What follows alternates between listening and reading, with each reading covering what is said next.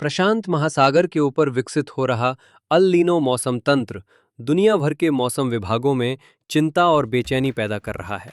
Media में आने वाले लेख और इससे भी बदतर परेशान करने वाली तस्वीरें उस साल के एक सुपर अल नीनो के कारण 1877 में पड़े अकाल की याद दिलाती हैं। क्या हम सभी को इस साल कुछ बहुत बुरा होने के लिए खुद को तैयार कर लेना चाहिए?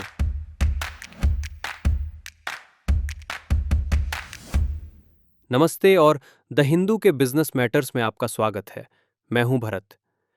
इससे पहले कि हम ये देखें कि इस साल मौसम का मिजाज हमारी कृषि फसल के उत्पादन को कैसे बिगाड़ सकता है, आइए इस पर भी एक नज़र डालें कि पेट्रोलियम उत्पादों की ऊंची कीमतें उर्वरकों के उत्पादन को कैसे प्रभावित कर सकती हैं, जो हमारी फसल उत्पादन के लिए बेहद ज़रूरी हैं। ये मुख्य रूप से उर्वरकों के निर्माण में आपूर्ति में आने वाली बाधाओं के रूप में है।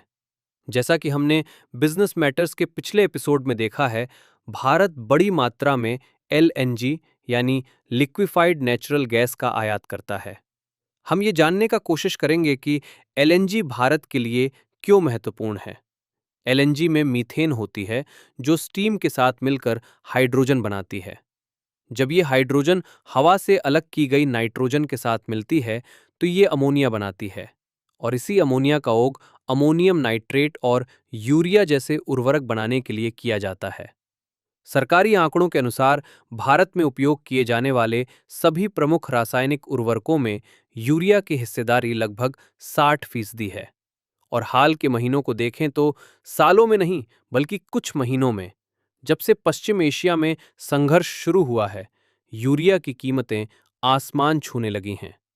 हाल ही में बिजनेस लाइन के लिए लिखे अपने एक लेख में हमारे सहयोगी प्रभु थाड मिश्रा के अनुसार खाड़ी संकट के लगभग 40 दिनों के भीतर वैश्विक यूरिया की कीमतें लगभग 65% बढ़ गईं, जो इस साल फरवरी में $482 प्रति टन से बढ़कर अप्रैल की शुरुआत में $795 हो गईं।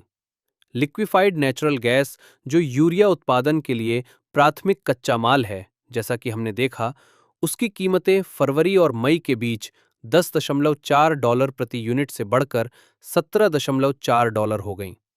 इसका ये भी मतलब है कि केंद्र सरकार को उर्वरक खरीद पर सब्सिडी के रूप में 3 लाख करोड़ रुपए खर्च करने होंगे, ताकि किसानों पर इसका बोझ ना पड़े।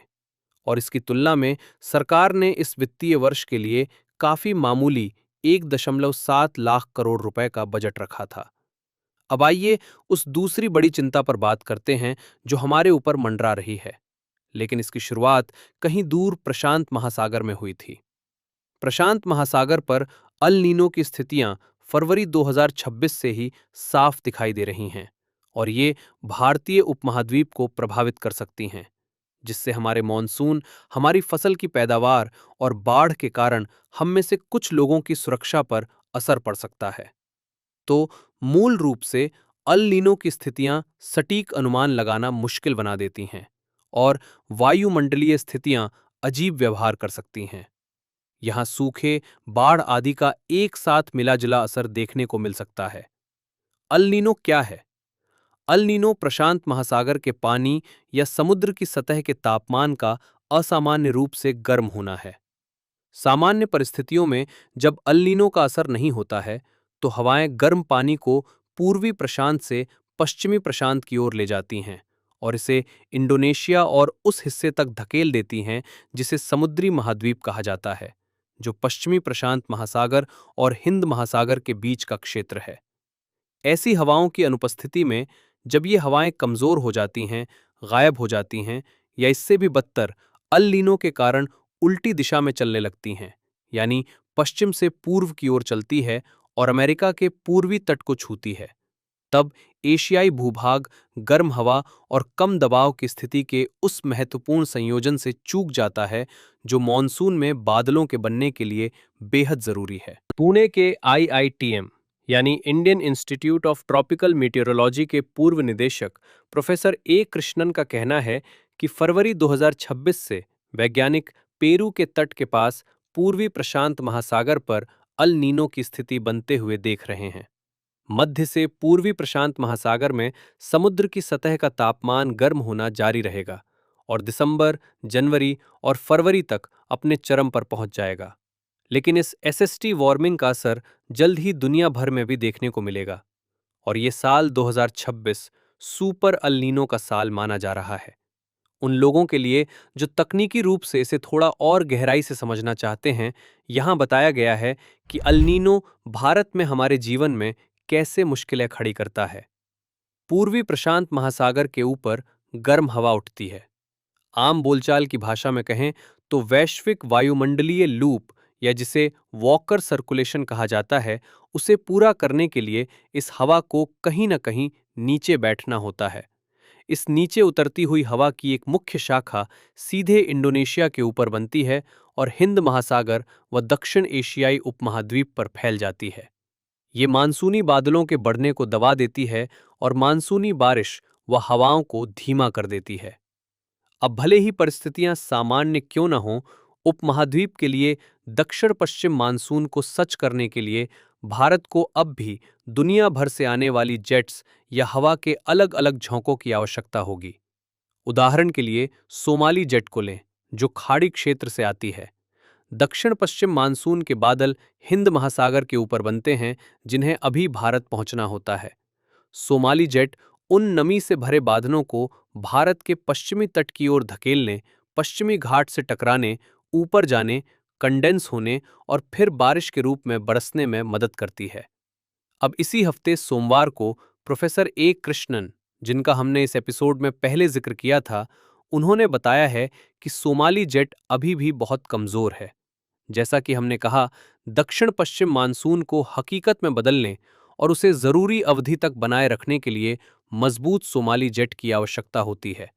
भारतीय उपमहाद्वीप के लिए फिलहाल एकमात्र दिलासा पॉजिटिव इंडियन ओशन डाइपोल या आईओडी की संभावना है, जो आने वाले महीनों में विकसित हो सकता है।